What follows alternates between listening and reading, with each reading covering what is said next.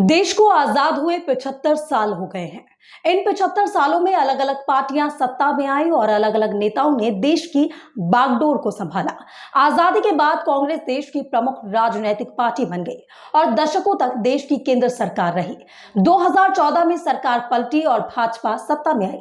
आइए जानते हैं इतने सालों में कांग्रेस ने देश को क्या क्या दिया है। नमस्कार, स्वागत है आपका इंडिया रिपोर्ट में और मैं हूं आपके साथ सुष्मिता तिवारी। रियल रिपोर्ट में जानेंगे कि आखिर सरकार कौन सी किस पर भारी पड़ी। देश में राजनेता बनने का शौक तो सभी रखते हैं, लेकिन देश के लिए संघर्ष करने का सपना और हिम्मत शायद ही किसी की होगी। तो आइए करते हैं सत्ता में रही प्रमुख पार्टियों के कार्यकाल का विश्लेषण। कांग्रेस ने आजादी में अहम रोल निभाया है। 19वीं सदी के आखिर में और शुरुआत से लेकर मध्य 20वीं सदी में कांग्रेस भारतीय स्वतंत्र संग्राम में अपने 1.5 करोड़ से अधिक सदस्यों और 7 करोड़ से अधिक प्रतिभागियों के साथ ब्रिटिश औपनिवेशिक शासन के विरोध में एक केंद्रीय भागीदार बनी। कांग्रेस ने ब्रिटिश शासन का कई मोर्चे पर विरोध भी किया। कांग्रेस ने देश को ऐसे दिग्गज नेता दिए जिन्होंने देश को विकासशील बनाया।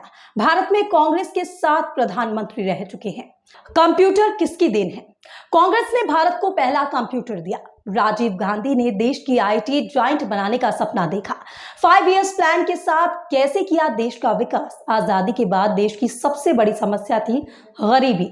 पंचवर्षीय योजना के अंतर्गत देश के सभी सेक्टर जैसे इंडस्ट्रियल, इंफ्रास्ट्रक्चर, फार्मिंग में विकास किया गया। देश को किसने दिया एलपीजी का वरदान? एक समय ऐसा था कि देश के पास बस एक रात का फॉरेन एक्सचेंज रिजर्व बचा था। तब देश की तंगी दूर करने के लिए एलपीजी यानी लिबरलाइजेशन, प्राइवेटाइजेशन, ग्लोबलाइजेशन के जरिए देश में व्यापार का लेवल एडवांस किया गया। मनरेगा से थामा गरीबों का हाथ। ग्रामीण भारत में निवास करने वाले गरीब और कमजोर आय वर्ग के परिवारों को 100 दिनों की रोजगार प्रदान करना है ताकि वो अपनी आजीविका चला सके। मनरेगा योजना विश्व की एकमात्र ऐसी योजना है जो 100 दिन रोजगार की गारंटी देती है। मनरेगा भारत सरकार द्वारा लागू किया गया एक रोजगार गारंटी योजना है जिसे 7 सितंबर 2005 को विधानसभा में पारित किया गया है। इसके बाद 2 फरवरी 2006 को 200 जिलों में शुरू किया गया।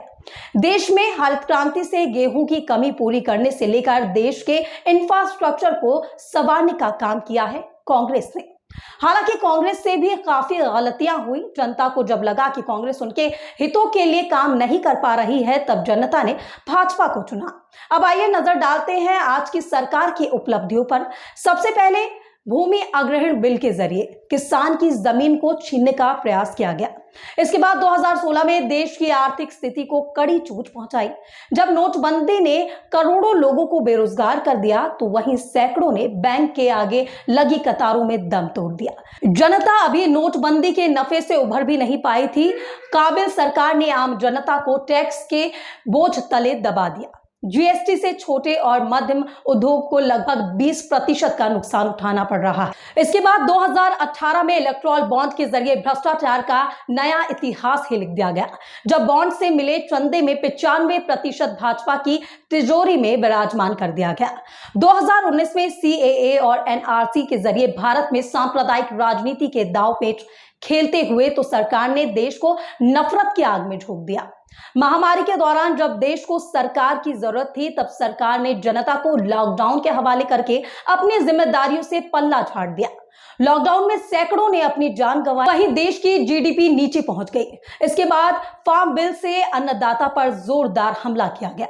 आज देश के मुद्दे बेरोजगारी, जीडीपी ग्रोथ या इंडस्ट्रियल डेवलपमेंट नहीं है, बल्कि सत्ता तो सांप्रदायिक राजनीति खेल खेलने में व्यस्त है। फिलहाल आज की रिपोर्ट में मेरे साथ बस इतना ही। आगे की और बड़ी तमाम जानकारियों से जुड़े रहने के लिए बने रहे मेरे साथ और देखते रहें इंडिया रिपोर्ट।